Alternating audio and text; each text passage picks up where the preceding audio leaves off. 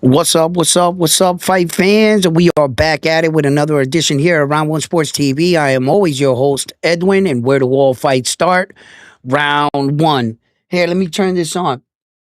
Damn, I had everything set up this morning, and then I found out that my title didn't even load. I had to go back and change the title. It was like special guest Keith Cologne. I was like, man, sometimes shit be messing up. But yo, I had to get up early for this one right here. Yo, apparently, the boxing gods are saying that Conor Benn is gonna beat Ryan Garcia, and that he's probably gonna stop Ryan Garcia because. And the reason why I say this is because we're gonna break this all down here at Round One Sports Talk. I'm gonna tell you why in my thumbnail it says Conor Benn stops Ryan Garcia. And it's not what I believe in the fight is going to happen. We're going to talk about what you think is going to happen in this fight. And I'm going to explain why this is being said. And I put that in the thumbnail. So tune in, lock in. Don't forget to hit that like button, subscribe to the channel. And like always, let's hop right into this episode.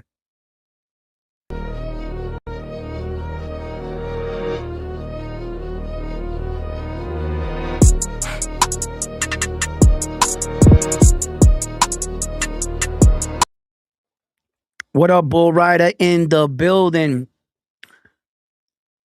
What up, what up, what up? Lobos. Yo, check this out, right, guys? So I get up this morning, right? And we're talking about this Ryan Garcia, Conor Benn situation. And I've talked about this on the Boxing Voice over there in Ness's channel, right? But I want to talk about it and touch up on it here around One Sports Talk because there's a lot of things I find very interesting in this situation. And a lot of people said that, yo, how the hell is Conor Benn getting a title fight with Ryan Garcia being the number one for the WBC at 147 pounds? When's the last time he fought at 147 pounds? So I'm going to make the case for both sides. You know how we do here around One Sports Talk. We hear both sides of the street. I don't have a fighter in this fight. I love all boxers. And it's up to you, the viewer, on who you have in this fight. I'm going to break down, some of the things that are being said between Conor Benn and Ryan Garcia, and why is Conor Benn all of a sudden worthy for a title fight? Being the fact that Ryan Garcia, in fact, got his title fight coming off of a loss. So at least Conor Benn's last fight with Regis Progress, which many observers criticize and highly criticize that fight in particular. Why?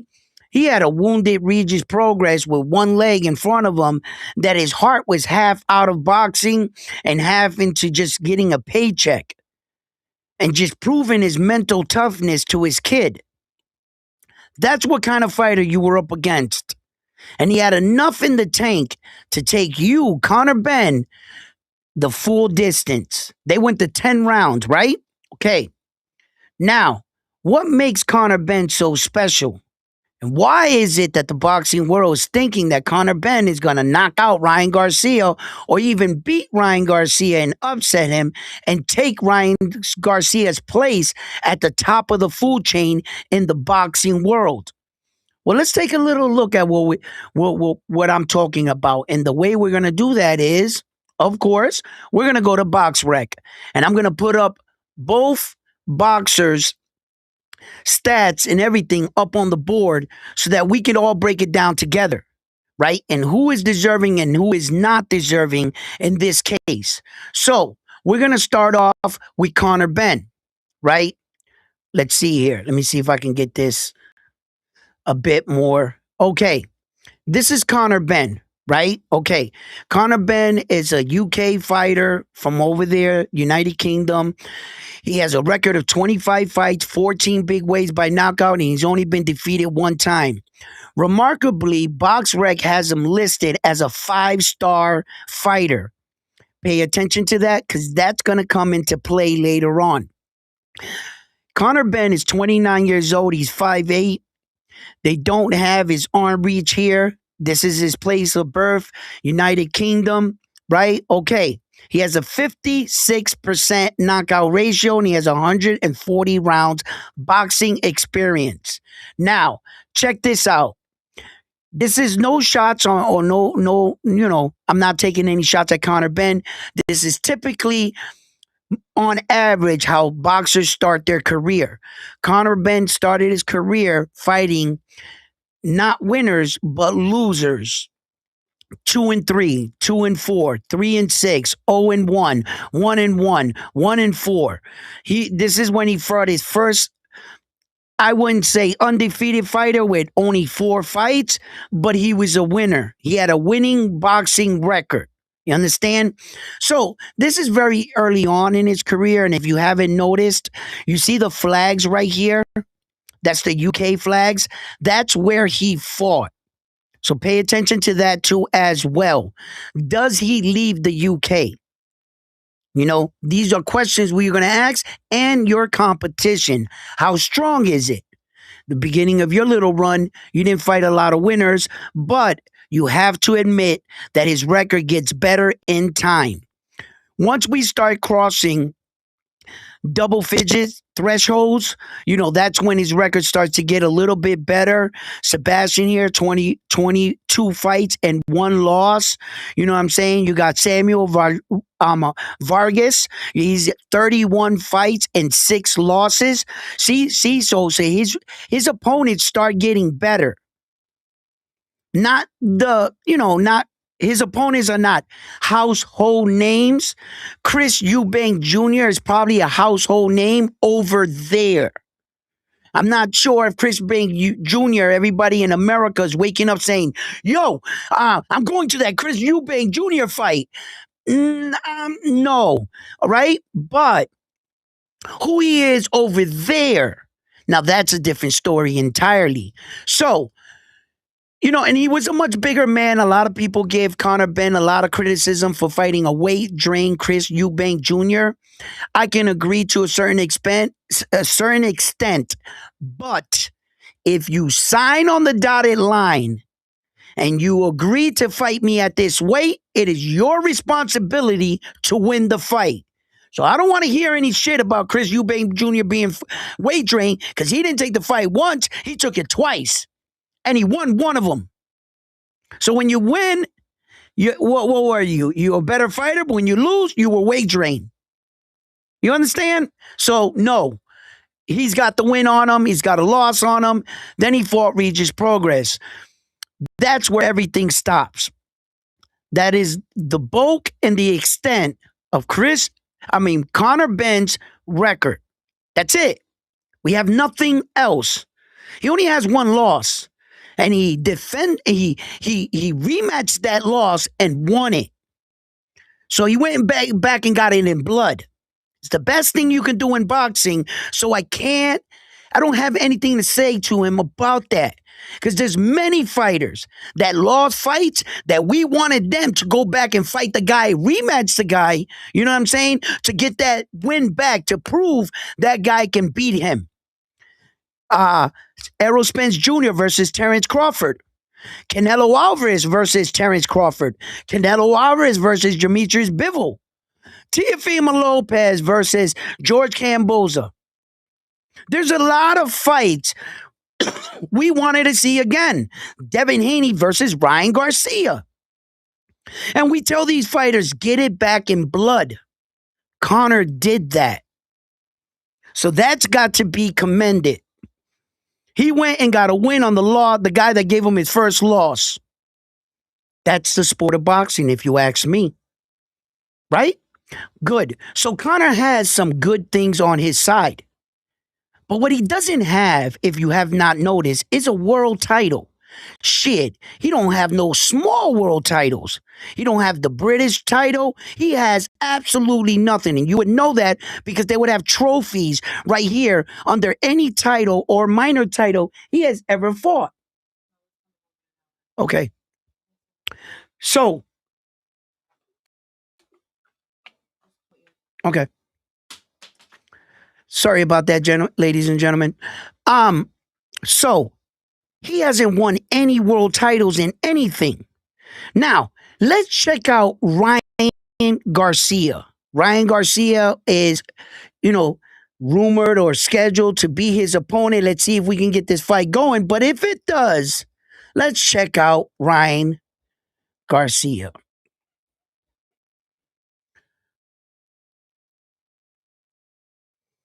This is Ryan Garcia, the American fighter. He has 25 fights, 20 knockouts, 2 losses, and he has been stopped 1 time. Remarkable, they have Ryan Garcia listed in BoxRec as a 4.5 star fighter. 4.5 star fighter. He's the champion. He has right here WBC world title. Right? They got him number 6 in the world. I mean, number 6 out of the Americans that are ranked in that division, and ranked number 12 in the world. Ryan Garcia, world champion. Okay? Look, check this out. I'm going to show you why people think, and the boxing guys think, that Conor is going to actually beat Ryan Garcia. Look at Ryan Garcia for Luke Campbell. He's an Olympic man. Fortuna, Javante Tank Davis, Oscar Duarte that punked Richard Hitchens, if you ask me. Devin Haney, Rowley, Mario Barrio. Ryan Garcia got some names on his resume. Now, not all the names he has on his resume, as you can see, are in the winning column, but he went for it. He went for it, right? Okay. So, in Ryan Garcia's defense, he did win the WBC world title. The reason why I have the thumbnail on my video, right, is because of this. Let's check this out. Ryan Garcia has won. Look, you see you see how the crown, the trophies here, like I told you? There's no trophies on Conor Benn's entire resume. For an example, if we go up, you're going to see the interim trophies on Ryan. The silver one right here on Ryan. They acknowledge the small trophy belts. Okay? He has a few of them. Okay, look at this. The North American boxing. Come on, man. Look. That's, it's not, okay, guys. I know these are not real major world titles, but these are accolades. You understand? Look, he has some. Look at the trophies on Ryan's shit. Ryan fought for a lot of little belts, and he defended them too. All right? When we're speaking about like fighters like Conor Benn, he don't got one trophy belt. And I mean nothing. And then, oh yeah, one more thing. Ryan Garcia, right? Look at where he fought at. Look where he fought at. He fought his way out of Mexico. Then he came to U.S. Look at Ryan. He went to Canada. Look at Ryan. Ryan is a traveling man. The rest of his fights were in America. Okay, so check this out. Apparently, Ryan, which is not considered by many a very accomplished boxer, has accomplished way more than Conor Benn. Somehow, Conor Benn's a 5-star fighter, and he is ranked number 2 in the world. And number 1 for the Brits. Meaning, if you were to go up here, right? Let's say rankings, right? Yeah, let's go here. Rankings. Boom. If we go here, this is the ranking in the world, but let's go ranking for how do we do it again?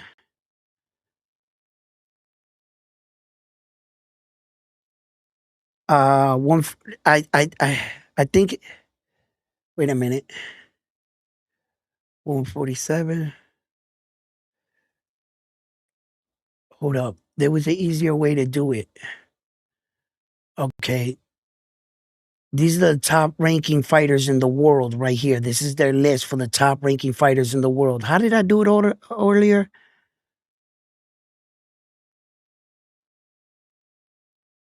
Okay. All right.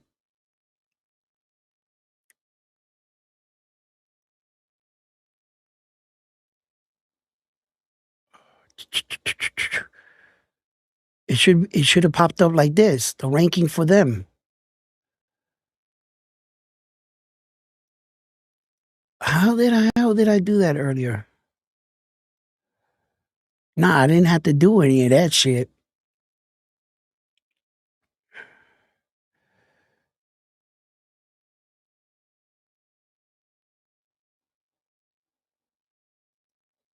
Hold up. Oh, I see how they doing it here. I see how they're doing it here. I see how they're doing it here.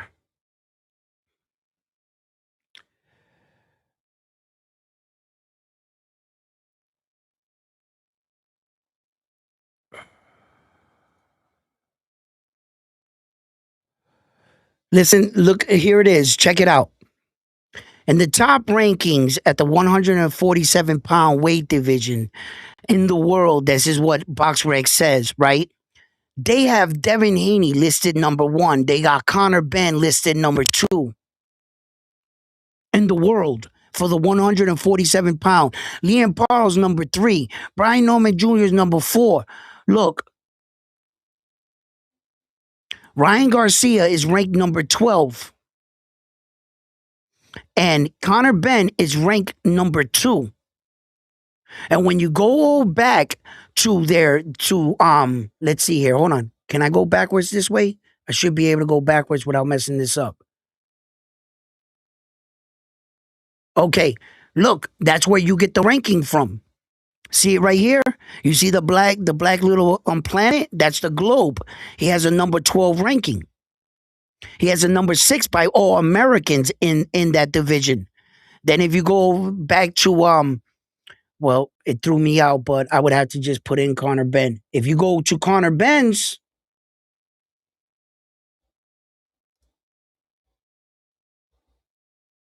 if you go to Conor Ben's right here, you look right here. What's it say right there? Number 2. He's ranked number 2. How are you the ranked number 2 in the world out of all 147-pound fighters? How? And then how did you get this title fight? Right? So now this is where we're at. This is why Conor Benn got this title fight. Because Conor Benn actually started his career at 147. And he fought the majority of his career at 147. These are the weights right here you need to keep in mind on this side right here. This is Conor Benn's weight. This is his opponent's weight. He started 144 and a half. That's 147. You're over 140 weight limit. That's 145, 144, 147, 147, 147, 148, 146 and a half. You see? That's why Conor Benn he got that ranking. That's why. The majority of his fights were all at 147. So when people are like, how is it that he got a title fight when he was all the way up there at 156? No. He was always a 147-pound fighter. He went up there for the bag. He's on his way back. They took that into consideration and they gave him his ranking. Unfortunately, it's not fair because you didn't have to fight the top 147 pounders in the world. You got a ranking off of these guys. That the majority of these guys, if we were to do our homework and look them up, none of them dudes. Listen, I can say that with confidence because of the fact of their ranking and their stars. None of these dudes was like top tier fighters, bro. These guys don't even got stars. You understand? He didn't beat any of the top 147 pounders. You fought Chris Eubank Jr. and Regis Progress at a catch weight at 150 pounds. You understand? So it's like, I get what the division is doing. I get what the belts are doing. On top of all of this, right? On top of all of that, right? I think they have. Okay, hold on. I would have to change the picture on the screen to check this out. All right. On top of all of that, right? Here, let me replace this one with this one. Okay, these are the rankings right here. Ryan Garcia is the champion, as we can see, for the WBC. But if you look underneath him, Conor Benn's number one.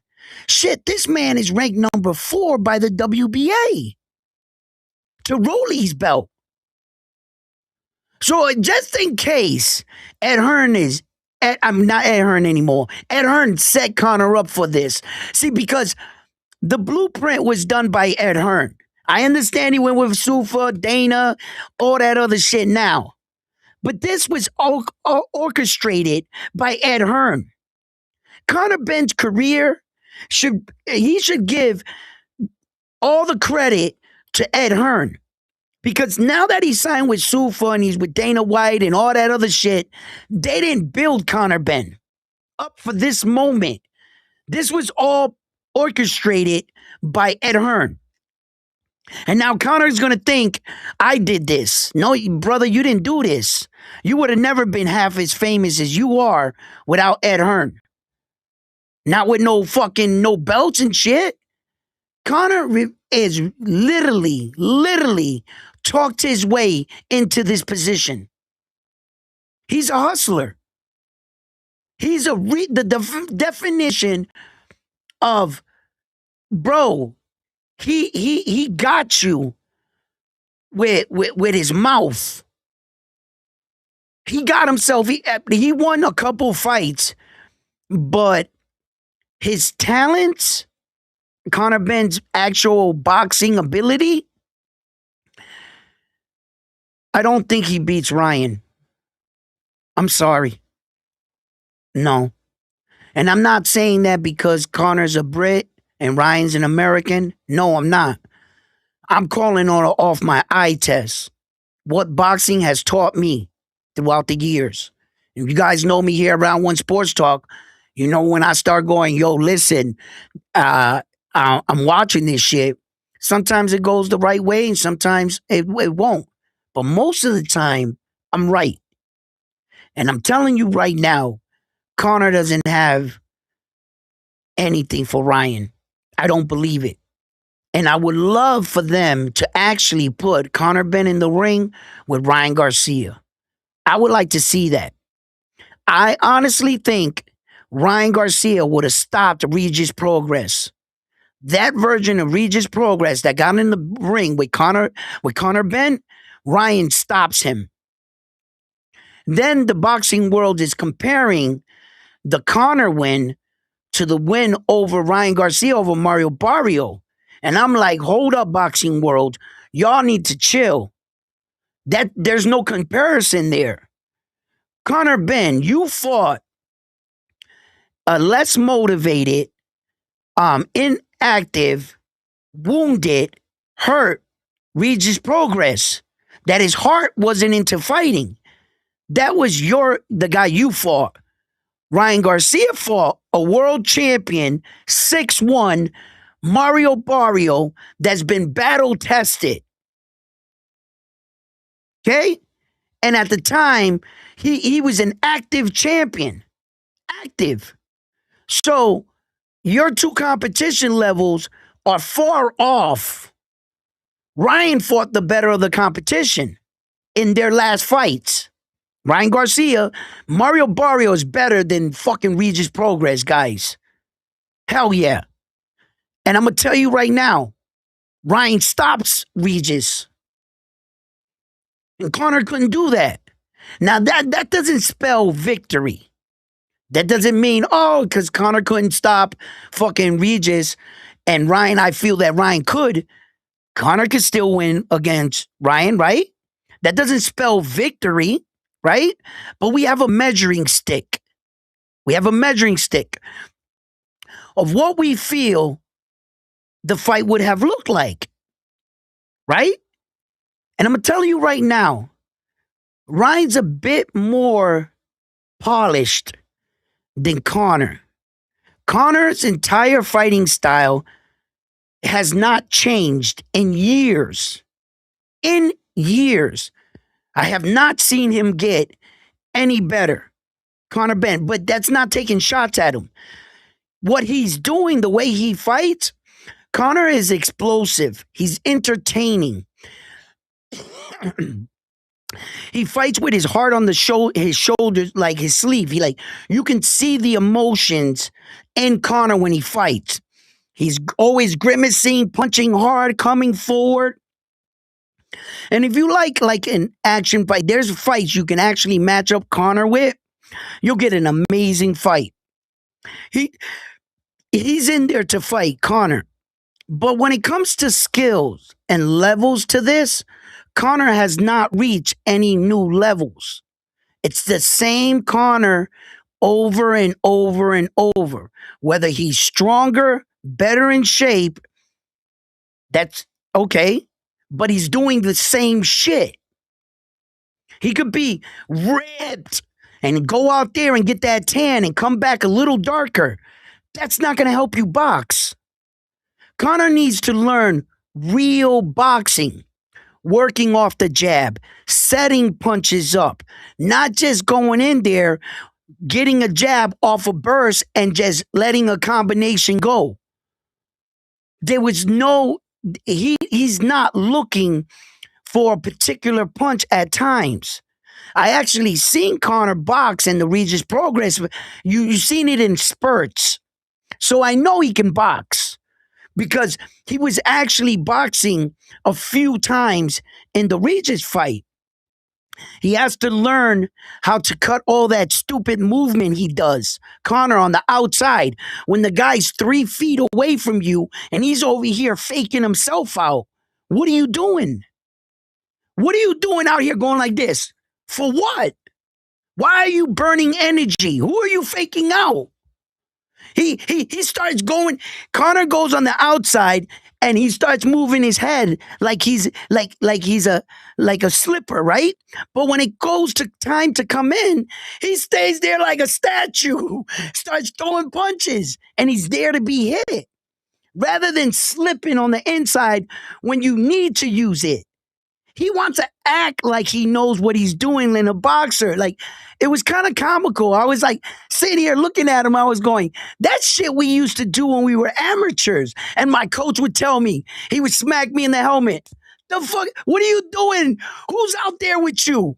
Out on the outside. Why are you doing that out there? Who are you? Who's slipping? Get in there and fight the guy and move on the inside. Like, you know what I mean? That shit we used to do in the boys club. And Conor's doing it on a world stage.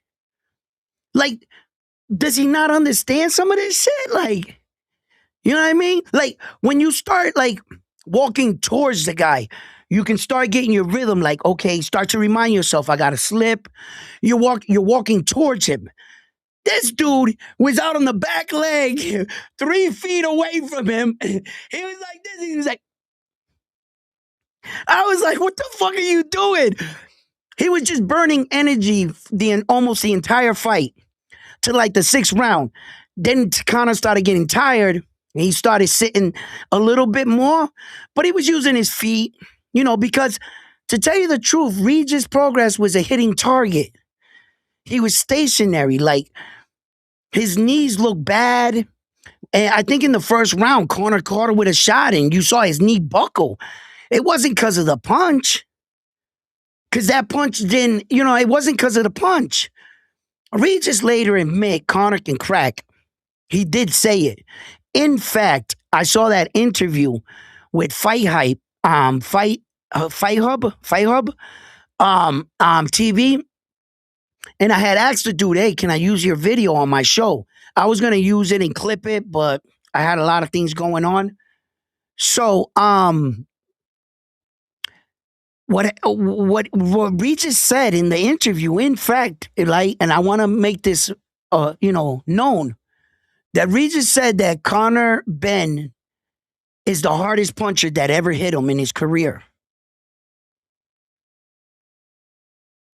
He said, yo, first he said, "Yeah, Conor can crack." He was like that, and as the interview was going on, it came out. He was like, "Well, let me be real with you. Um, Conor's probably the hardest puncher I ever have fought against." He said that. So apparently, Conor can punch. You know what I'm saying? But he just didn't hit Regis on the button. Regis absorbed, and took now, mind you, whose Regis Progress has been in the ring with? Devin Haney, Josh Taylor. Look at the fighters that Regis Progress has been in the ring, and the list goes on. Y'all know who Regis is. I don't have to name him. Y'all know who he is. And out of all the fighters that Regis Progress has been in the ring with, he's going to say that Conor hit him the worst? Or is it just the case that's the last guy you fought? Those are the last punches. And since you was already timid going into the fight, you might have added to that. You know what I'm saying? Because, and then Conor, I mean, in one hand, Regis Progress says, and by the second round, I realized that I made you bigger in my head and that you're not him. So on one hand, he's saying, yeah, he can crack, but not enough to deter me from saying, oh shit, it's too much. And one hand, Regis Progress says, you know, I felt you hit hard, but I could take this. I could stand in here and exchange with you. And then he later in the interview went on and said he was the hardest puncher. You know what I mean? And I'm not sure if that's caused by, trying to say, oh, yeah, by the way, he's the hardest puncher. That's why I look like that, to take a little bit of the sting off himself. So you could take that for what it's worth. I'm not sure how you view that or how you see it, but that's how it'll be. What's up, Malasa? How you doing? Conor Benn #2? Yes. You see that shit, Malasa? That's crazy.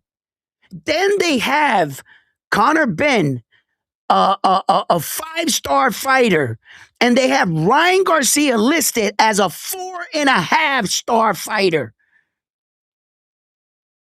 And Ryan Garcia is the world champion. Conor Benn has never had they never gave him a medal in boxing, a fucking ribbon. Hey, good, first place. He doesn't have a ribbon on record.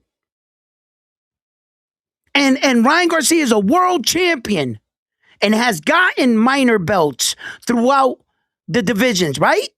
And he's got a 4.5-star ranking.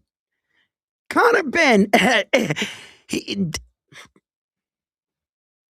how does he have a 5-star ranking? How is Conor Benn the #2 in the world out of all the 147-pound champions and fighters? How?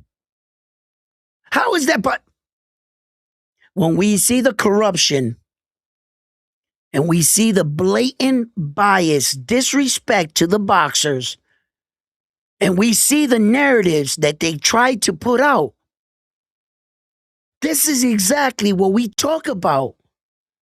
This is exactly me fighting against the current. I'm sorry, Conor Benn, but rightfully so, you are not worthy for that position. Did I feel that Ryan Garcia was worthy for his title shot? No. Not coming off of a loss to Rolly. You should have rematched Rolly. But you didn't. You didn't go get it in blood. Conor Benn did go get it in blood. Wasn't a title fight, but he went and got it back in blood. Ryan, you didn't go back and get it in blood. So, in that sense, what does BoxRec have? That you beat the guy that beat you? But where's Ryan Garcia's recognition for his world title he won? Ryan Garcia actually beat a world champion. He actually beat a world champion to get the belt. Who the hell did you fight? Regis Progress? A 2-time champion, yes. Former world champion. So you fought a 2-time former world champion. I got to give him that. You can't bypass Regis's credentials. So you did fight Regis Progress. You did. And Regis had got that belt twice. You know, how he got the belt? Right? Listen, I don't care. He had two of them. And that's the bottom line. So Conor fought a former, but Ryan fought a current world champion. So by beating a current world champion and you fighting a former world champion, they put you number 2 and they put Ryan Garcia number 12. Somebody explain to me real quick, how the fuck is what's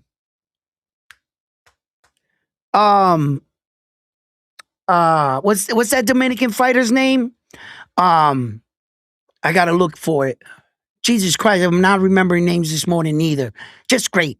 uh um uh what the hell is going on with you today, Edwin? I can't remember a guy's name. I'll look at it right here. Well, let me look it up. What the Okay, rankings, results. We're gonna go to rankings again.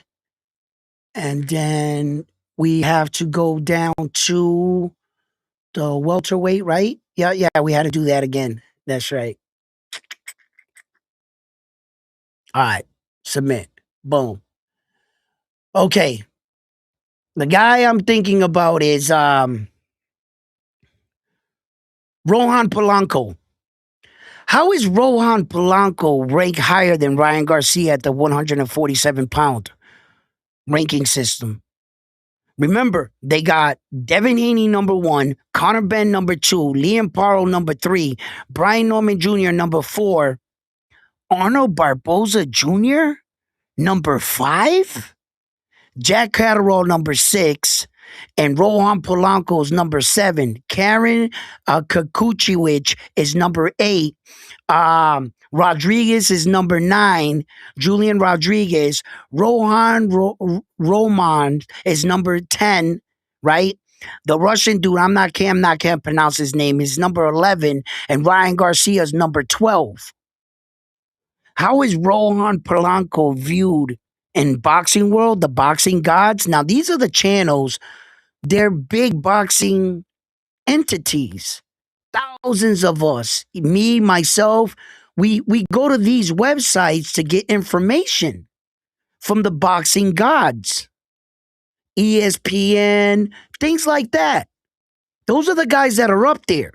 And sometimes we say, yo, we don't like how that announcer was talking.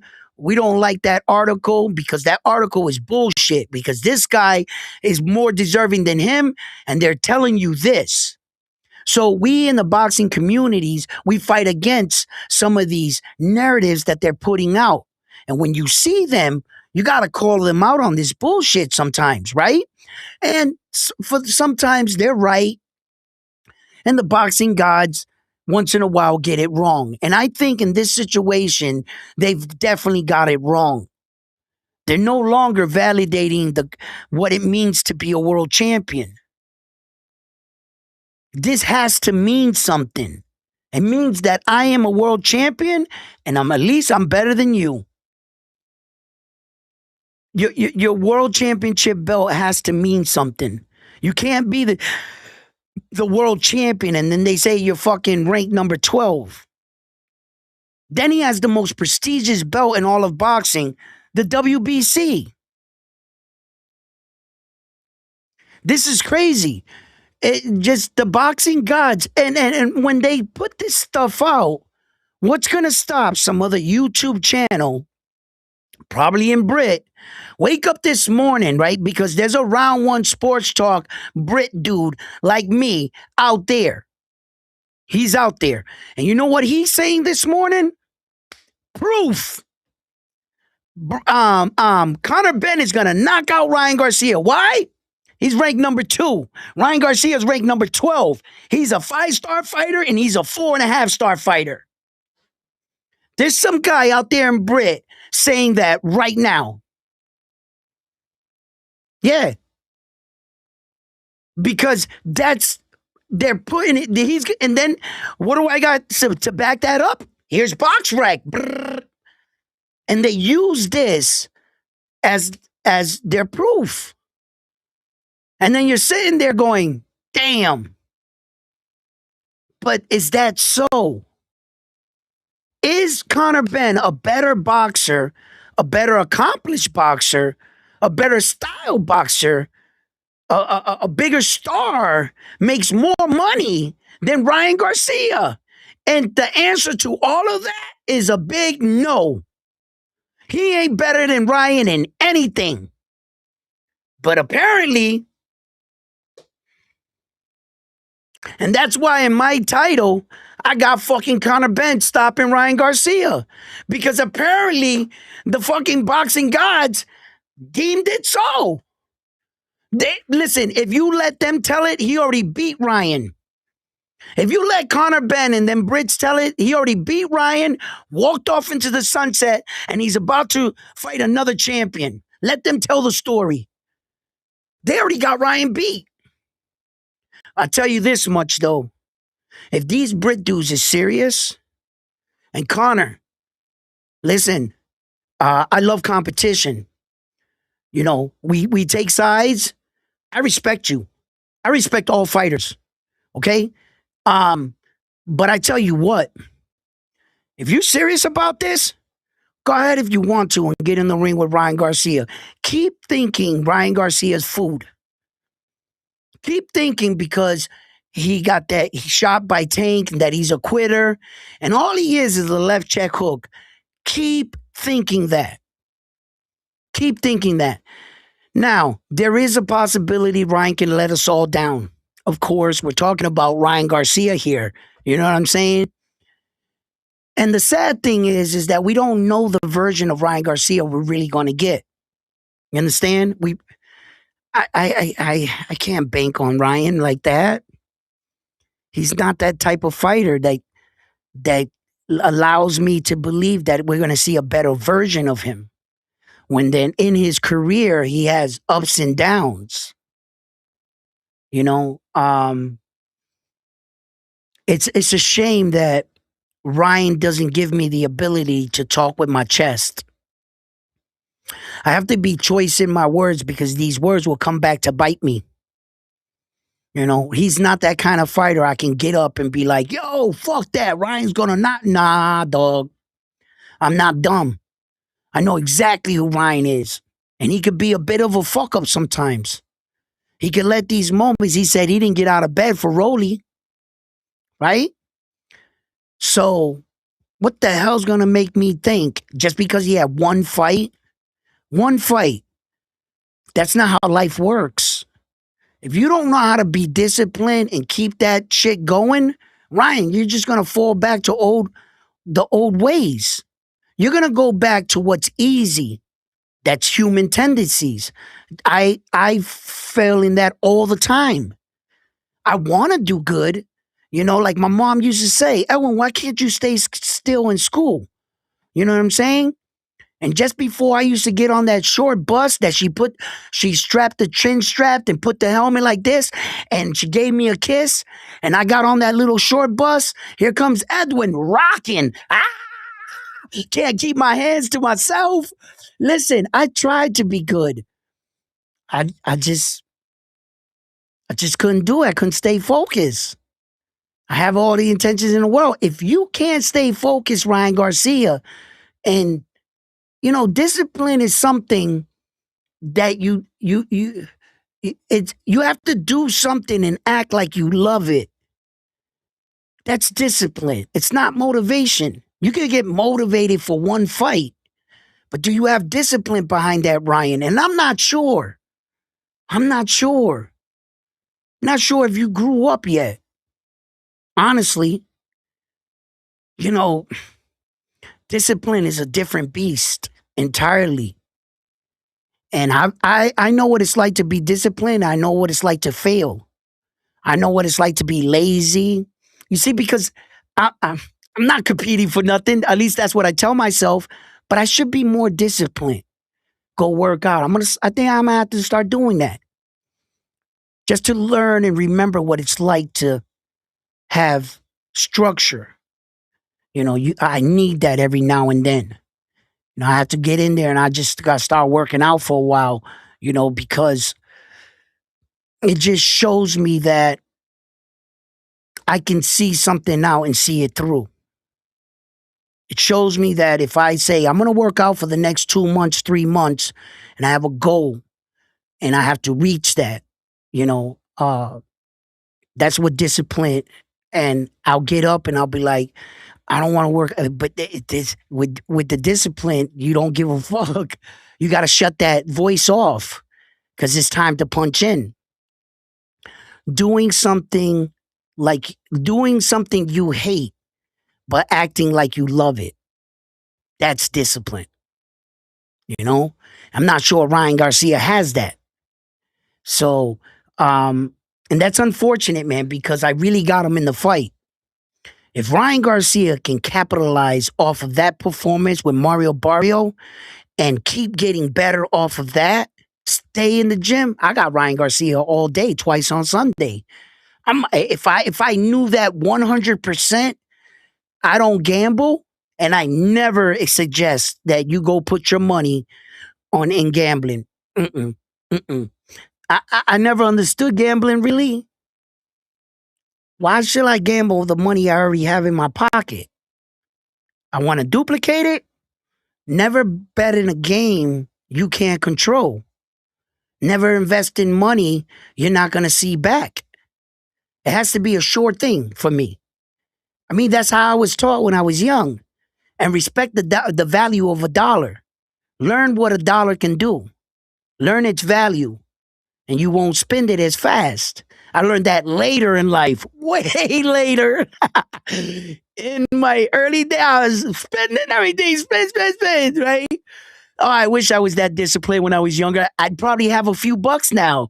You know what I mean? Now I just got a jar with change in it.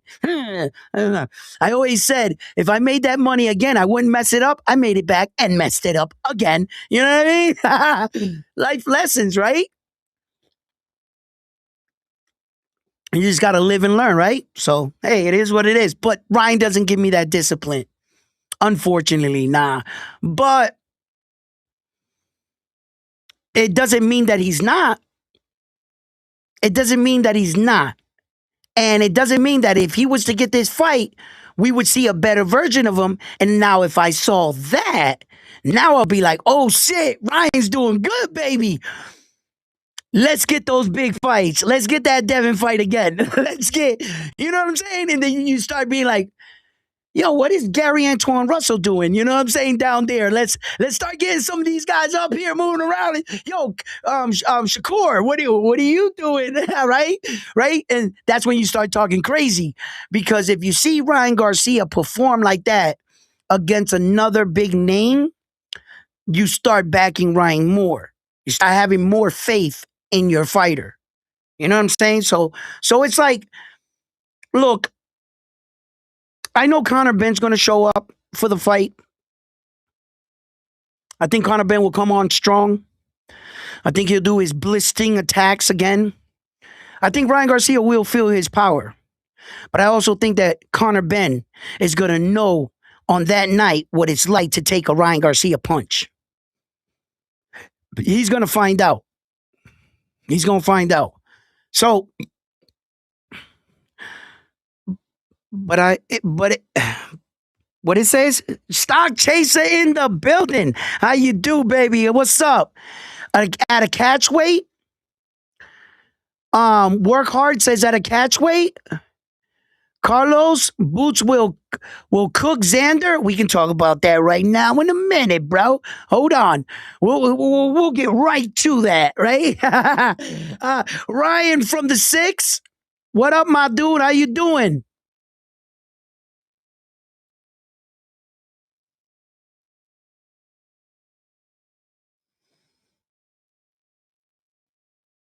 Ben is not better than Ryan.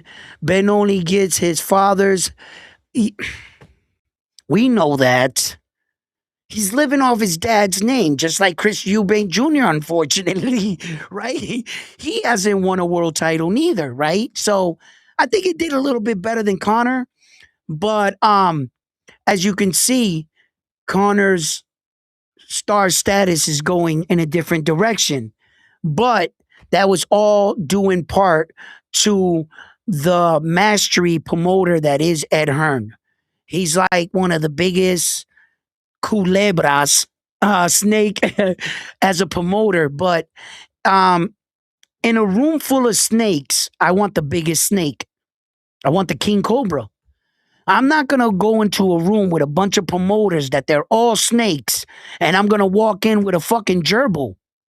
An honest Joe promoter. Hey guys, fuck that. He's gonna get eaten up.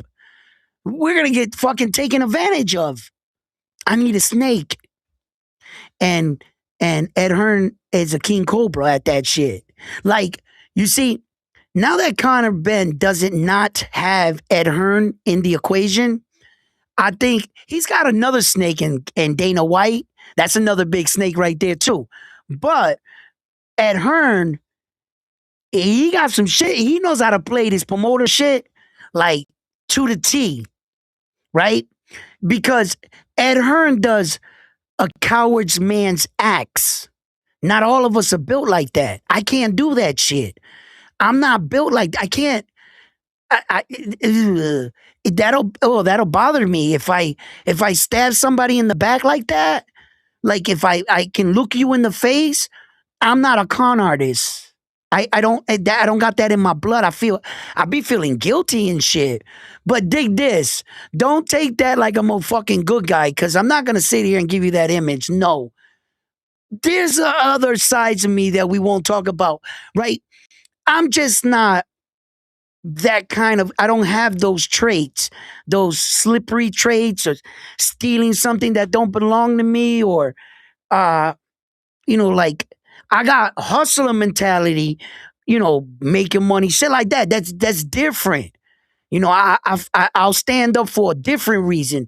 But all that slithery shit, you gotta be built for that. And like Ed Hearn's built for it. And what I mean by that is, you see what they did to Super Matias. They made up a drug scandal that wasn't supposed to be reported. They made up, they went in the locker room, said something about his gloves.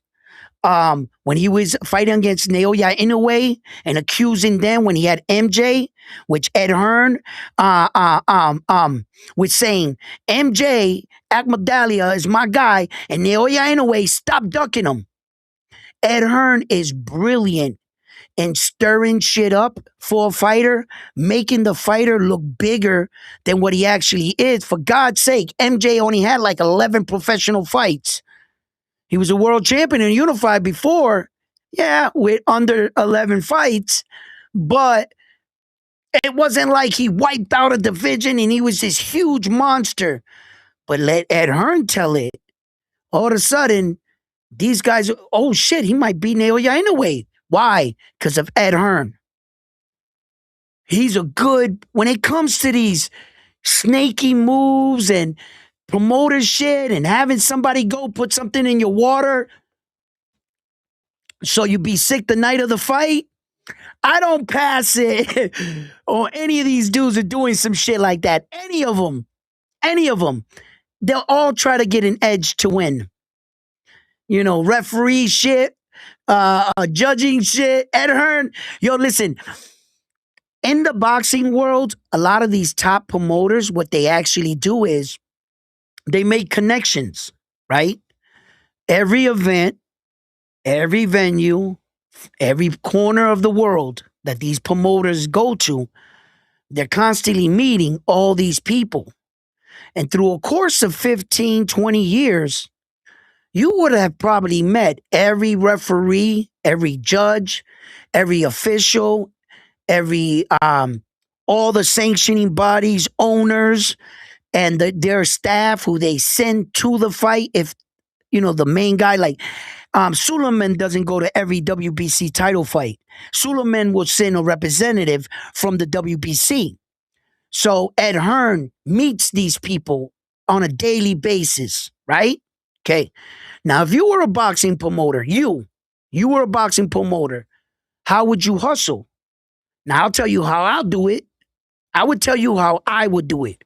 This is what I would, yo, man, after every fight, I'm finding out what hotel rooms those judges stay at. Yep. Then I'm calling the hotel, and on my credit card, I'm paying for their dinner. As a matter of fact, I'm gonna send you and your wife out. Why don't you go have a night on the town on me? Hey, why are you? No, no, no. Just buying you dinner. Thank you for calling a fair fight today. Thank you. Boom. Send them to dinner. This guy over here, I start finding things out about guys, right? I find out this guy's dog just died. What kind of dog was it? Guess what? I'm sending him a puppy of that little dog, a new one. On me, dog. You don't owe me anything. Then I'm doing all kinds of shit. It all depends what the situation is.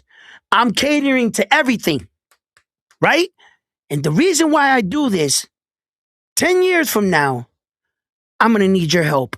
Excuse me, fight fans. I have to attend to this, but I don't want to cut the live stream. But my daughter got sent home with a bellyache. She's downstairs. Let me go get her.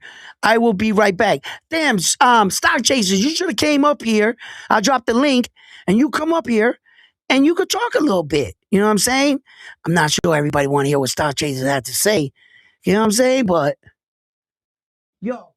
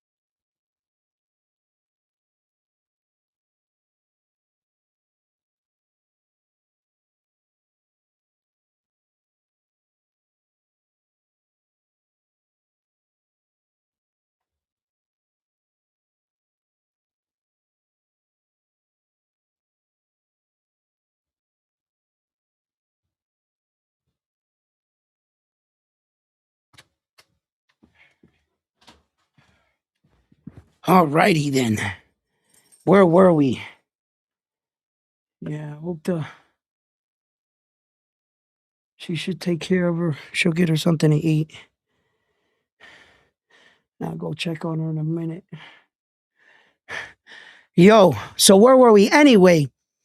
So that's what I was saying about like the promoters and stuff. That I know that Ahern and them, they be doing a lot of this shit because I would be doing the same thing. I would be establishing relationships, long term relationships. And some of these relationships are not in the moment. When I was doing my thing, I didn't always pay someone or give them something because I expected something. You got to learn how to, you know what I'm saying, think long term. I gave you this a year or 2 years ago, but I didn't expect payment until I needed it. You understand what I'm saying? And it might not be in the same, you know, I might not have gave you the same thing, but I might need something from you. So you establish relationships like that. And that's the same thing I would do in the boxing world. It's the same shit. If you know, if you live a fast pace life and you're traveling a lot, you learn these things. You know what I mean?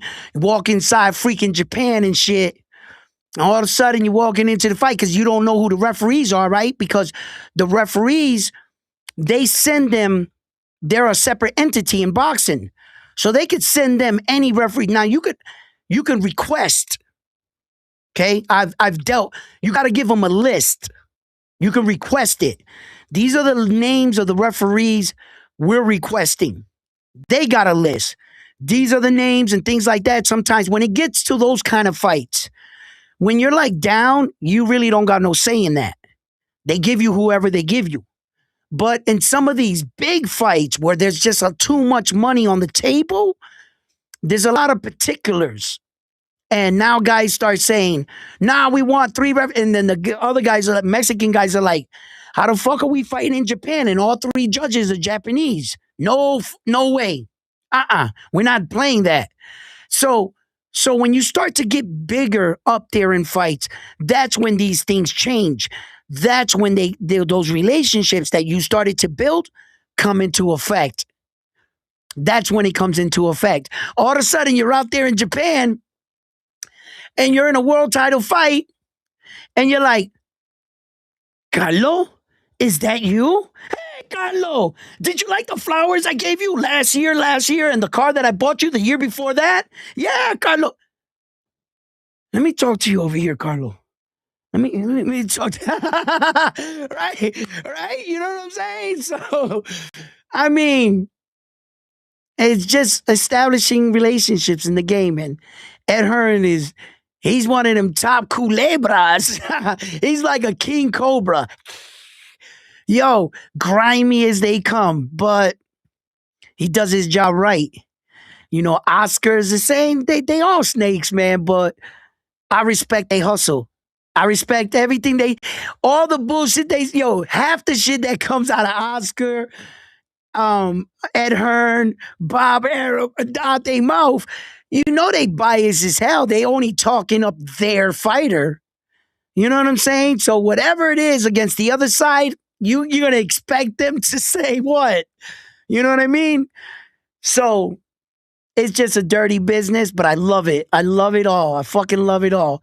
Sometimes when I find myself in these places and like compared to the man I am today,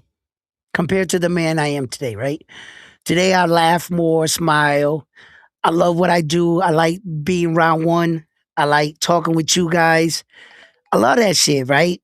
Makes me, it lets me express myself, you know? And as a man, as an older gentleman now, I've I've learned to accept my rights and my wrongs, right? So I live better in my own skin today, right? And for that I am thankful. Thank you, Lord. You know what I'm saying? And for that I am thankful, right? But how could I say it?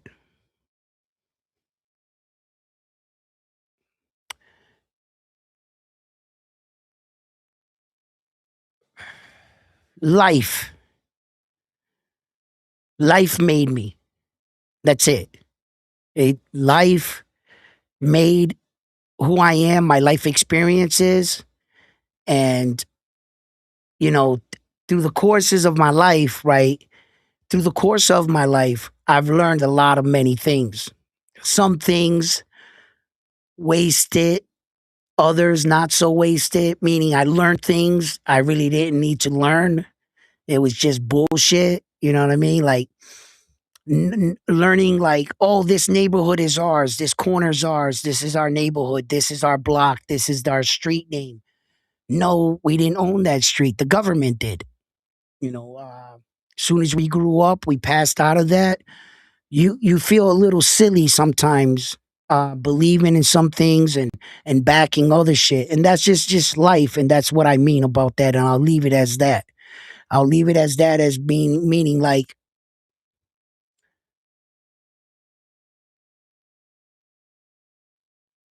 I'm choicing my words, and when I describe myself, I really am. I sometimes I stop, like I'm doing now, because I never want to promote a bad side. If I honestly would sit here and I would kindly lie to you in a respectable way, um, I've never done anything wrong. You know what I'm saying? I'd rather be viewed like that as a square than to promote my ego. Shit I did. Who gives a fuck about what I did? You know what I'm saying? I don't. That's why. Um, and that's where the growth comes in the growth comes in my life. When I talk about fighters like Ryan Garcia, I'm not sure if he reached that point in his life where that he started cutting out a lot of bullshit. In order to I think to grow in life, you're going to have to eliminate the street life. Unless you're in the street life and that's what you decided for yourself, well then live it. You know, you can't do this balancing act like I used to when I was younger. These are a lot of things I think of. I used to live, I felt anyway, I lived two lives all the time. No sooner I step out my house, I was a different man. Then I came back into the house, I was a different man. I treated my kids, my family different. And then I went out into the street and I was totally different. My kids grow up, they said, Dad, we heard a lot of stories about you. I said, they're all lies. They're all lies, right? Don't believe anything you hear, right? And they go, no, Dad, they say you did a couple things and you've seen some things. And I says, yes, I've seen some things in life and I've done some things in life, right? But um I never wanted to like show that to like in order for my family to be scared of me. I've always had that line, that razor line where I didn't take the streets and try to make my family view me as the streets view me. I was smart enough to know that I didn't want my family ever to fear me. I needed to know that when I walked through that door, that's where everybody saw me as someone else different and I could breathe. I didn't have to portray a tough guy image 24 hours a day. It would be exhausting. I dealt with all this shit in the street and I came home and some nights I was thankful for coming home. Right? Shit, it was nights I didn't think I was going to come back through that door. But I did. And it's separating the two like that and knowing that, today I laugh more. I'm better. I'm better for it. I don't take anything back I ever did in my life. I guess it made me who I am. But I talk about that shit, you know what I'm saying? Stuff like this about myself too, because it shows mental growth. And I talk about mental growth because it comes with boxing. Comes with boxing, man. Boxing is it's the best sport in the world, bro. It really is. It really is, man. Just nothing like it, man. You know, on the NBA court, you talk the shit you wish you can do. Like, like meaning you wish a 3-pointer was a punch to the face, right? You wish you could slam dunk on somebody and you really like scooped them up and slammed them on his neck or something. Like they slammed the ball, hit the ball, like if they just knocked somebody out. And in boxing, you actually do that. In all other sports, you ever see them mimic fighters? They hit a home run. What do? Start throwing punches in the air because their warrior spirit is being channeled into a game. But in boxing, there's no game. You can't play boxing. You know what I mean? And you're actually doing the punch and going like that. So as far as machismo, like combat, you can have skill in a lot of many things. You can have skills in sports. You can have skills in basketball. That's skills. You know what I'm saying? You got skills. But combat, you know what I'm saying? You know, in a basketball game, I could say I beat you in your face. You can't beat me. You can't guard me, son. But the dude is standing there still mad, and there's a piece inside of his head that's saying he doesn't feel defeated. Why? That's that warrior that lives in all of us. That's the fighter. You use that fighter to put it into a game. So you take your inner fighter and you try to train him to think about layups and shots like if they're shots. That's what you're doing. And you're doing it at a high level. It's great. You're a basketball player. There's nothing wrong with that, right? Right? But that's what you're doing with your inner warrior. There's no, trust me, there's no greater feeling that actually tapping into your inner warrior and using it to actually fight someone. Not pretending to fight, but using it as a jump shot. I found that to be different. The jump shot didn't give me the satisfaction that the punch did. Hell no. Hell no. Hell no. Man, I was a great baseball player. Good football player. I got a good arm. I played shortstop, second base. I played third base for like a half a season because our third baseman got hurt. But I didn't like playing third base. That the ball came mad quick. You know, I was good on my reflexes all are good. They're still good to this day, right? But it was the turn. The turn. I was so used to throwing it from shortstop and second that my arm, the ball would bounce once before it got to the first baseman, like all the time. My aiming was off from third base. But I was a great athlete. I played a lot. I even played fucking hockey. I even played hockey for a little while. Yeah, with the crazy white boys. Yeah, them motherfuckers used to want to mess me up. We used to play outside with the orange ball out in the street. And they had like this little tournament in the city. And they had like some hockey shit. A bunch of Boricuas. We came. We didn't know what the hell we were doing.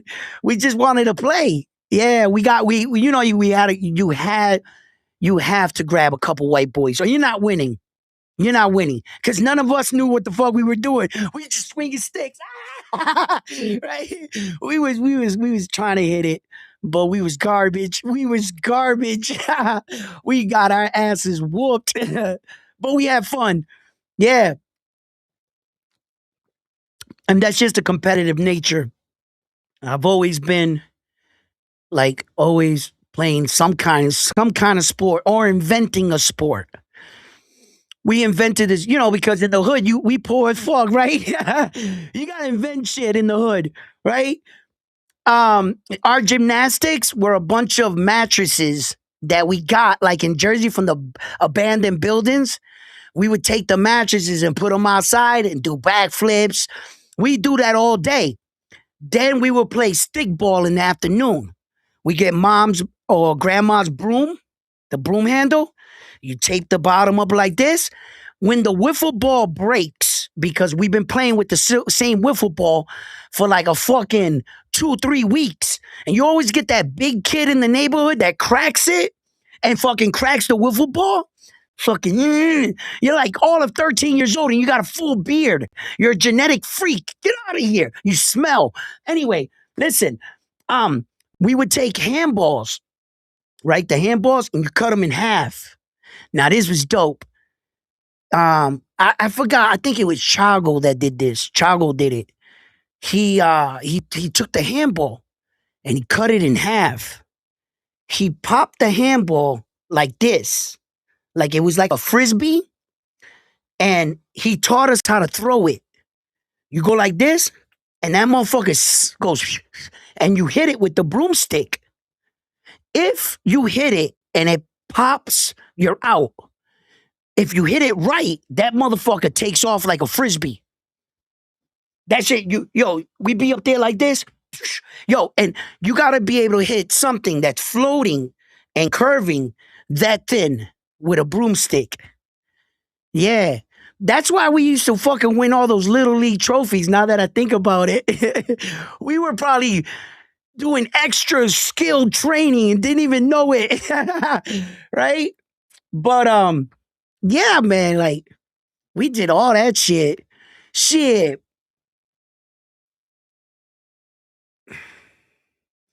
Damn, now that I think about it, no wonder we grew up shooting and shit, right? I remember we was kids, right? We used to make those guns with the rubber bands, with the soda and the cap. You take the little you know when you go right? The what am I thinking of? Why can't I say that word, right? The man, I used to have fucking bags of these things. We used to walk around all Jersey looking for them on the floor. Any soda can, you break it off. You just put it in a bag, and then you take a, a clothespin. You can make a handle on a stick, and you get those rubber bands. Get the good ones, the red ones, the ones from the big balloons. Those ones. You don't want to get those little rubber bands because them shits is weak as fuck. Get the red one and double it up. Boom. Now we talking.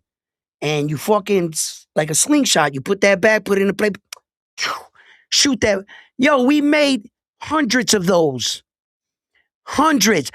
Every fucking 2 months they were coming out better. Crazy T, he made the one with the he changed the game. Crazy T changed the game in my hood when he pulled up with one and he had Christmas lights on it in the front. Christmas lights. We was like, that was like the first laser beam in the hood. And it didn't even shine on you. It just shined like a flashlight, right? But it was the coolest thing we ever saw in our lives. And we were like, this motherfucker changed the game, right?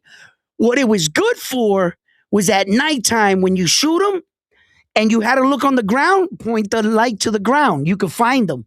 You be like, and you gotta watch out because them shits is coming by your head quick. And some motherfuckers want to put little rocks, Timmy. I remember that day. I still remember that day. I got the mark in the back of my head. If I ever catch you, listen, right, right. Yo, he changed the game, man. But yo, that's just how did I get here in the conversation? I have no idea. But anyway, yeah, just funny shit, some funny shit. Oh man. But back to boxing.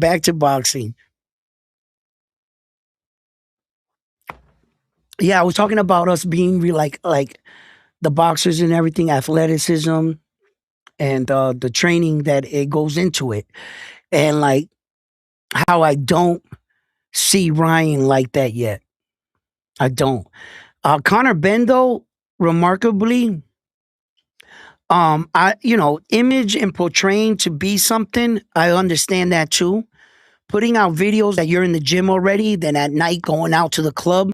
It's kind of like an oxymoron. You know what I'm saying? You're portraying that you're doing this, but you're actually not. I've seen already videos of Ryan Garcia in gyms. My problem with Ryan Garcia and all of this is just the rumors and the stories that have always followed him.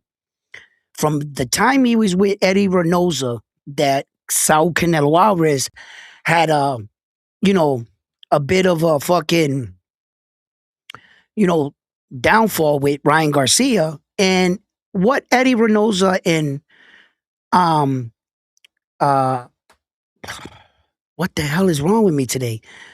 Who Canelo Alvarez.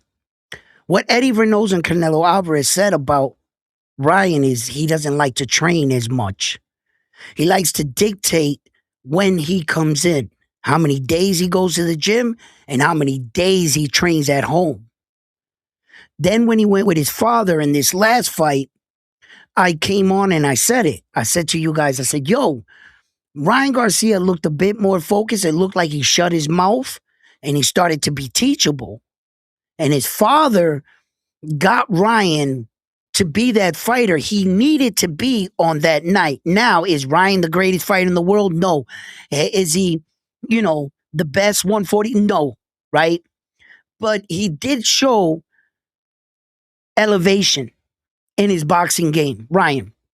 He implemented more punches, and he's working through that, Ryan. So when you start to notice the growth of your fighter, I can honestly sit back and say when I looked at Ryan Garcia and the Mario Barrio, he showed growth. He showed improvement. He showed focusedness. He showed that he can implement a game plan and stay the course. Ryan knocked down Mario Barrio early in first round. He got up. He didn't let any of that affect him. Like sometimes the fighters let the fight out of them. Like, yeah, I knocked him down. And then look back and the guy's up. He thought he already won the fight. Then he goes out there and he gets stopped or something, right? Ryan was too focused. That is the best version and the more focused version of Ryan I've ever seen. Now, when I judge Ryan, I'm also aware that I'm not judging him on the base of the 1% in boxing. No. I'm judging Ryan on his level. On his level. From the last time I saw him in the ring with Rolly to the time I saw him with Mario Barrio. That's your measuring stick. I don't go no further than that. I always try to stay in the now. That's Ryan right now. That was Ryan his last fight. That's it. I'm not going to the Luke Campbell fight. I'm not going to the Tank Davis fight to try to grab things. No, that was too far long ago. Anybody that does that, hey, whoa, Ryan Garcia did this against Tank Davis, and Ryan Garcia was actually winning the fight, and no, get the that was too long ago. Ryan's not that man. That would be like me saying Errol Spence Jr. is going to come back to boxing and beat the shit out of Tim Tszyu. How the hell would you say that round one? What proof do you have that Errol Spence Jr. is even a third of the man he once was? What? I would have to smack myself up. Are you crazy? Are you crazy? Bro, I wouldn't suggest to think that way. I wouldn't suggest to think, oh, the Charlo twin is going to come back and wipe. The toughest thing I can say would be that I'm glad that he's back. I'm glad that Errol would be back or the Charlo twin if they come back. And I will talk about the men they once were, but going into the fight, the only thing I can say is good luck. Good luck. I can't neither take you in the fight or bet against you. Because betting against you would be wrong too. Why are you betting against him? You're only under the impression that he's been out so long that he has to look terrible? Don't do that. Don't do that. My best advice in a situation like that, allow the fight to play out. Let me see what you're working with. And if you were gambling, you know how they do the round by round, type shit. If you want to put it, if you start seeing the round by the third, fourth, and you start getting a hunch, this is going to get stopped or go the distance, then put your bet. But at least get a little bit of information. What happened when Terrence Crawford fought Errol Spence Jr.? What happened? That was a rude awakening for all of us. That was a rude awakening for all of us. We thought Errol Spence Jr. was going to be the same Errol Spence Jr. after that car accident. But he wasn't. The evidence was right there. We just didn't want to listen to it. We wanted to keep believing he was the Errol Spence Jr. that fought Kell Brook. That's you were betting with your heart. It did not allow you to see what really happened. You saw that freaking Corvette flip 1,000 times. You saw those hospital pictures where Errol looked like, he was peeled. His lips were white and I took the skin color right off of him. Like his shape, man. Listen, he looked bad, bro, in them pictures, man. I was praying for him. I was fucked up behind that too. When Errol got into that, I was like, damn, Errol, bro. He was a bright. He's still a bright star, boxing star, but damn, what if Errol would have never got that car accident? What if he would have been in another weight division by now? He'd have been up there at the 154, rocking out. He probably would have been fighting like the Charlos and them. Damn, bro. What if? Fuck Errol. Damn, bro. Yeah, man. But that's what I mean, man. Can we count on these fighters to be disciplined? Can we count on these fighters? You know what I'm saying? So yeah, it's tough. It's just tough. Bet. He said bet. And see what's inside? Look up XLK. Was that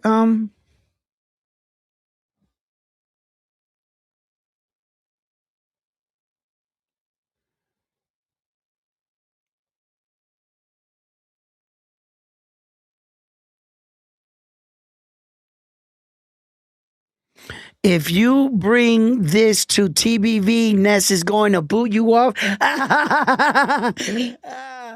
Yo, yeah, that's why I got my own show. You know what I'm saying? I can do whatever the fuck I want here. You know what I'm saying? Come on, man.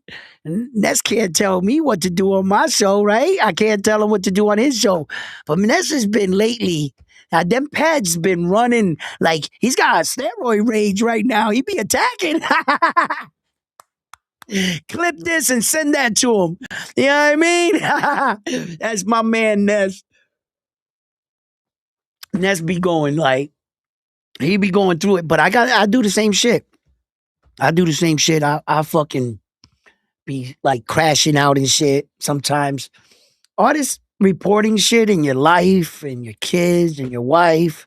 Some of this stuff, it gets all tied up sometimes. You just gotta, Ness has been doing this 15 years. I've been doing this a little over 5. He's better at it, sometimes, and sometimes he's not. Sometimes he crashes out, but we have our own opinions and our own views, you know? So that's why, like, I like reporting myself and shit. Like in the morning, like this show, I don't have um frontline and shit to remind me to read the fucking chats and shit. I be monologuing too long because I enjoy like interacting with you guys and shit. I'm a bit of a talker, if you haven't already noticed, a bit of a conversationalist, I would say. But it's all in. See, I can never be mad at Ness, Two Tone, none of them on the Boxing Voice or any other platforms. I can't be mad at a man for doing the exact same thing I want to do. You understand? Um, it's never like, personal or anything like that about my opinions of what I view these boxers. It's just more ways to view it. I may have a way, he might have his own way, the other person might have it their own way. And hopefully, through all our 3 ways, just in our 3 ways, you're entertained. I do it all for you. Without you guys, what am I gonna do? Just sit here and talk into a mic? I hope that sometimes you guys get something out of these talks with me. I hope I could say something and inspire at least just one person. You know, I don't come up here bragging to be a tough guy, trying to promote violence, but I talk about violence in a weird way that kind of works. Because it's a healthy kind of violence. It's sanctioned, it's regulated, it has rules, professional structure. There is award, there are payments. You could actually sustain your family financially off this sport. So it is a good violence in that sense, if that makes sense for you. You know what I mean? rather than what I chose. Street life violence, stupidity. You know what I mean? And I share that, and I always keep it up front. And I say this: I am what I considered wasted talent. I'm okay with that. I'm okay with it. I've learned to live with it, and I learned to reinvent myself. I'll never be a world champion. That's okay, but at least I'll share my story and my experience and my boxing insight with you, so that if there is a young man or woman out there, or if you're a father and you have a young son or something, and you say, "Yo, listen to this right here," and learn from it. Learn from it. Sometimes I sit back and I fantasize what my life would have been if I would have stayed the course, focus. Yes, it's my story and I'm telling it to myself. So, yes, in my own story, I would have been a world champion. Yes. Yes, I would have. It's my fucking story. Let me tell it. You know what I'm saying? And like, I think if I would have went for it, I would have been a world champion. Maybe I never know because I never went for it. Because I allowed myself to be distracted by worldly things that I really didn't need to be distracted by. It was like me being in a fucking fight with myself every day. I felt like I needed something to protect me. I felt like I needed to hang out over here. And meanwhile, when I grew up, I realized I made all that shit up. I made it all up. I went and caused it all. Yeah, shit, yes. I went through true events, yes. But you got to understand what I'm saying. When I walked out my house, I looked for it. I went, I must have been like a fucking beacon. Like all my energy was probably a ball of rage. My beacon was looking for trouble from the moment I stepped out of my house. So whatever happened, I was looking for it. I didn't understand that. I thought that I was supposed to dress like this, and I thought that I was actually being me. I didn't know I was being trained by a bigger machine. That this was years in development to get us, all of us, like this. I didn't understand that then. So I fell for fucking everything. I fell for the gold chains, the women's, the cars, everything. And you name it, I fucking probably walked down that alley.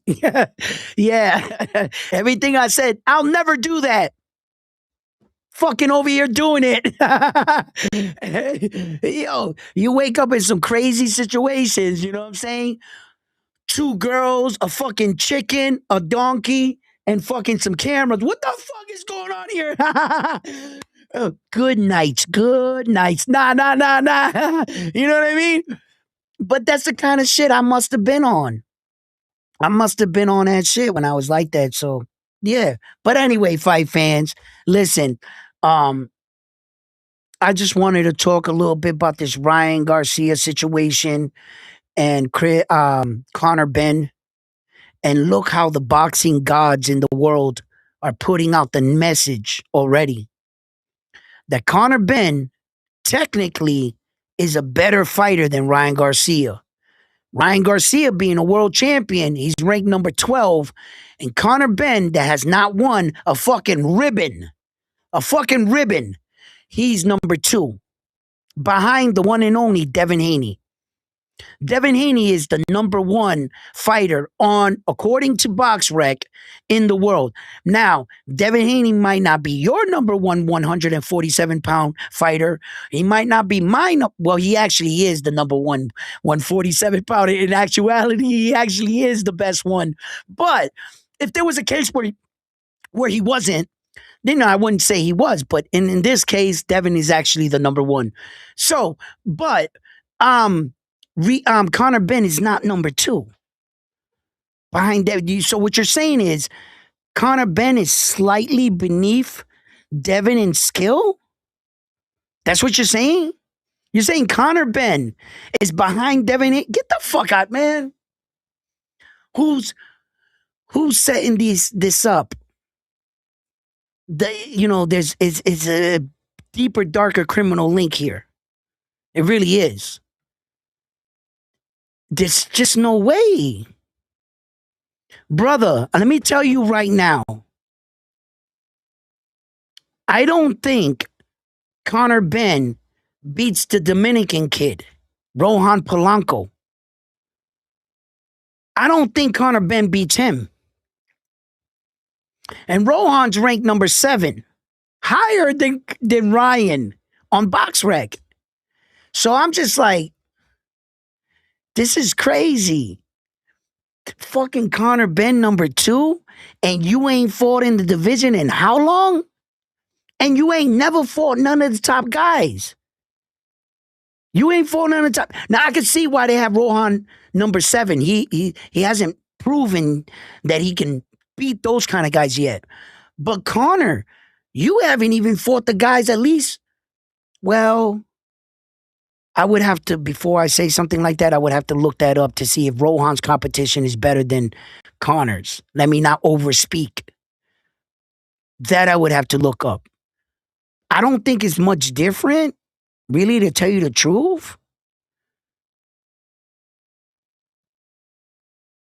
Well, Conor just fought Regis, but was he a champion when a former world champion when the Dominican kid fought him? I would have to look some of this shit up. Um I'm not sure, but anyway, the eye test, I think Rohan Polanco beats Conor Benn. Yeah, there's a lot of fighters there that are like in the top 15, top 10 that I think will beat Conor Benn. Um uh what's that dude's name that beat Liam Paro? Liam Paro will beat the shit out of Conor Benn, bro. And Liam Paro's at 147. Remember that, guys. Bro, there's nobody, you're not going to convince me Conor Benn can beat Liam Paro. Liam Paro's on a different level than Conor Benn. He'll beat the shit out of Liam Paro. Paddy Dullivan. Um,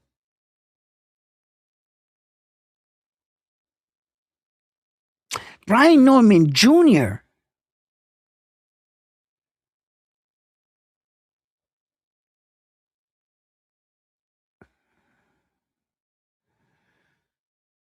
Uh, yeah, Brian Norman Jr., that would be a good fight. He's not scheduled to fight nobody. Devin Haney beat him at 147 for that WBO title. Brian Norman Jr. would wipe the floor with Conor. I gotta look up some more guys.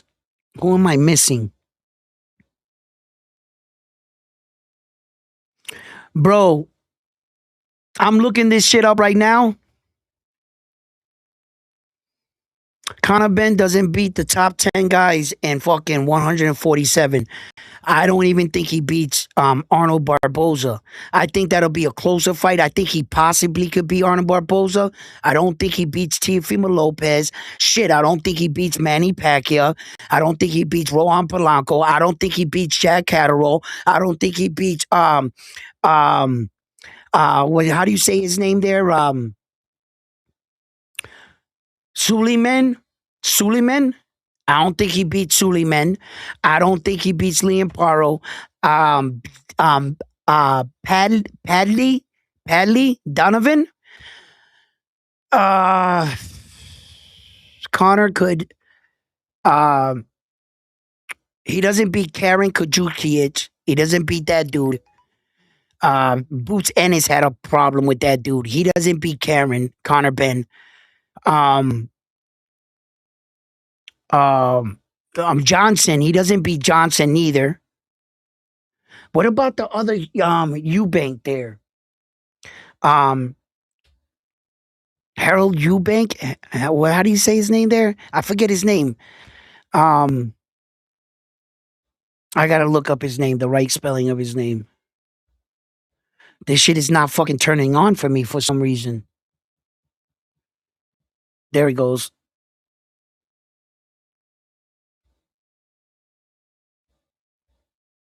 Nah, bro, this is fucking absurd. Shit, you know what? I think Conor Benn would actually have a fucking problem with Rolly. Conor Benn got a good chance of beating Rolly. Yes. Aesop Pitbull Cruz, you saw that fucking, right? But we're not going to use that. Okay. We saw that, but because Rolly is a different version of himself. When the Rolly that fought Ryan was way better than the Rolly that fought Aesop Pitbull Cruz. Rolly's actually getting a bit better. You can see it.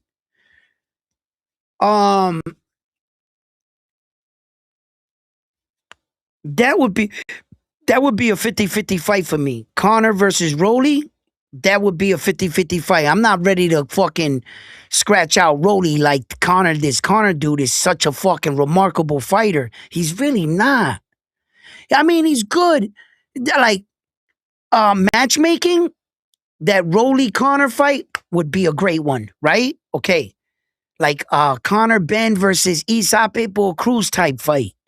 Those would be good fights like that. I think you would really favor Conor's boxing ability for whatever that's worth. And when you get a guy that's flat-footed, that's willing to exchange with Conor, he can be a very exciting fighter. Conor will come alive. But when you get a guy that's a big mover, a bit slicker of a puncher, the fight might be a bit more,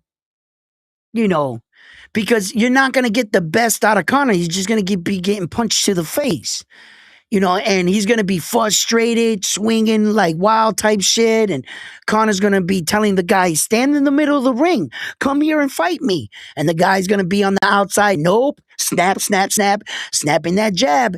And he's going to be like, that's when the Conor fight won't look as good. But if you match Conor Benn up with the right fighter that caters to his fighting style, you'll get a hell of a fight. Because Conor's a performer. He's there to fight. He just doesn't have all the technical skills like they're saying, which makes me have to do this.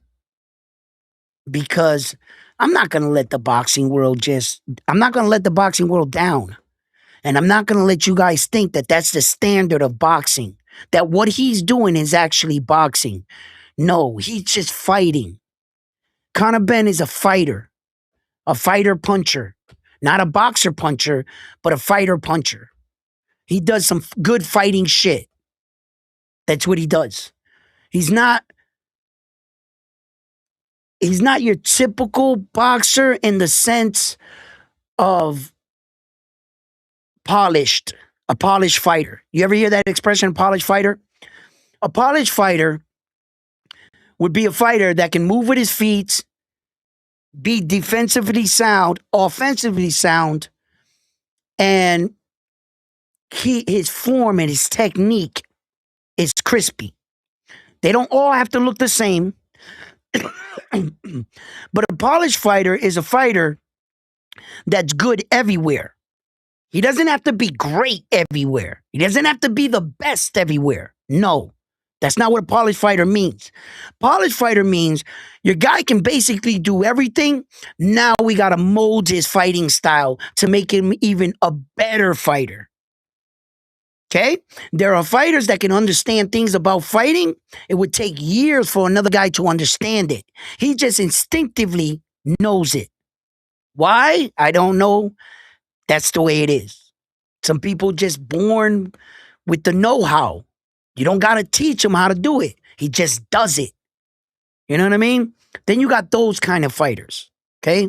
So, when we talk about these, like, when I talk about like these fighters and styles and matches and stuff, it can be a bit complicated, but as you watch boxing, the more you watch it, the more you observe, you'll see what styles fit, what styles he should stay away from. We learned that in real time with Saul Canelo Alvarez. There were certain black fighters he could fight, and he has, and he won. But not all black fighters could he do that to. Not those real good athletic 1% boxer type fighters, the Terrence Crawfords, Floyds of the world. You know what I mean? Right? But that doesn't mean that Canelo Alvarez wasn't a superior fighter, and he wasn't at once upon a time viewed as one of the best fighters in the world. If you put Canelo Alvarez with them other kind of styles, he beats them all. He beats them all except that one style. He has a problem with it. Demetrius Bivol, he has a style like that, a more rhythm type fighter, not evasive or cutting angles as much, but more fighting on a rhythm and good technical ability. Uh, Demetrius Bivol got great timing. He's accurate. Um, and the fighters understanding the the concept of not just winging punches. Like when you start boxing, you think it's just like throw, throw, throw, throw, throw in your head. But the human body doesn't work that way. You throw, that's why you got to make like what we call reads. How fast is he moving? Is he standing there? Right? So sometimes when you throw the punch to set it up, the punch I'm looking for is the hook, right? I'm looking for the hook. But what I'm going to throw is first the divergent punches. I threw the shot up here, right? I threw the other one right here. The punch I'm looking for is this one. I went boom, boom. That's the shot I'm looking for. The thing about fighting and levels to this is it's right here, there, what I'm talking about. Watch. This is what I'm talking about. Learning how to slow the fight down for you. You're throwing in the beginning, it's like, don't, you just throw it. Your coach says, just throw it. Then you start understanding what we call timing. We understand that the guy goes, don't. There's this pause. You're gonna have to be patient with it. But it's really quick. It's really quick. You go boom, boom, wait, snap. Just don't boom, boom, and snap. You didn't get the space you needed. You gotta wait for him to go two and go back. Sometimes you throw your punch, you're missing because you're going too fast for him. Or you could be going too slow. You understand? You're not throwing the punch on time. You're just missing him and he's moving away. You're too slow. Or if you're throwing punches and you're winging behind his head, or you're missing over the top, or just missing his face like this, your timing and distance is off. And sometimes you have to find that space. You can't be so fast. Like the first two, the fast ones, you get in. The one you were watching, waiting for, it's right there. He goes pop, and then you have to feel it. He's about to punch you. Soon as you hit him with those two gloves, whatever reaction, there's your reaction, right? Action causes reaction, right? So I boom, boom. I'm making you throw a punch at me. That's what I'm looking for. So I want to cause and effect. I go boom, boom, and then I'm expecting you to throw the shot. Slip.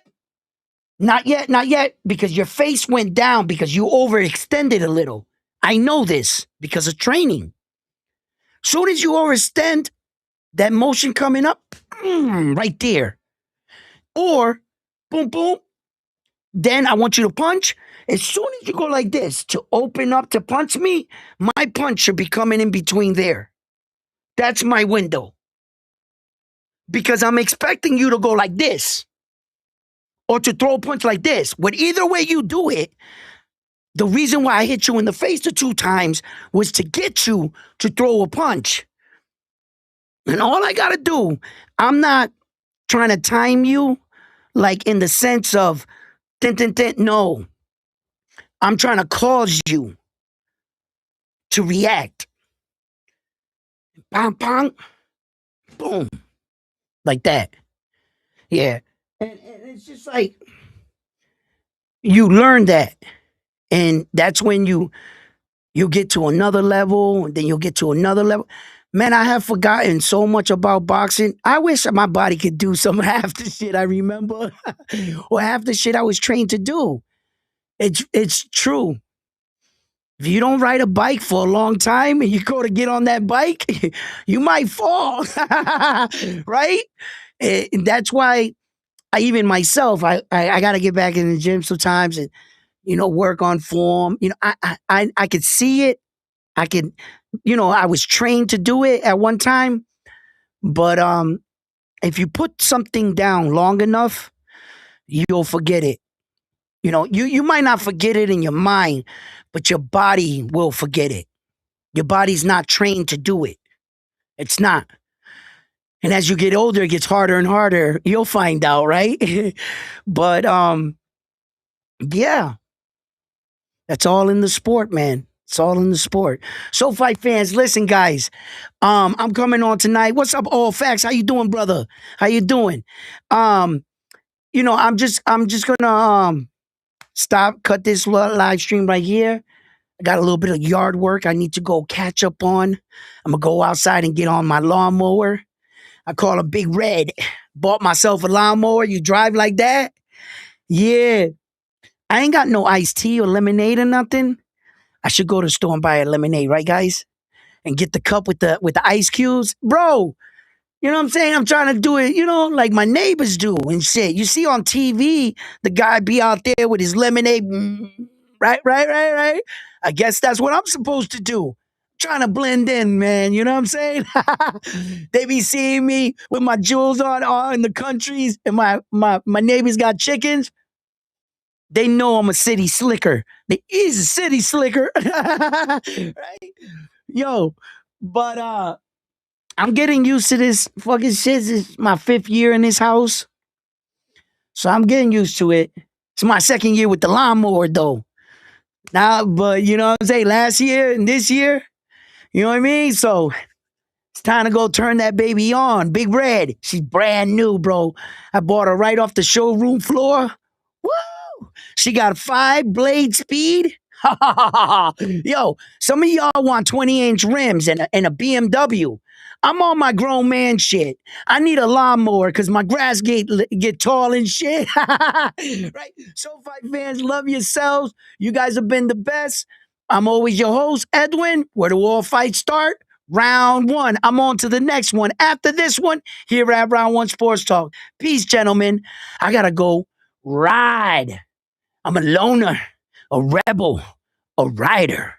About to go. Yo, I need some glasses and some gloves and shit.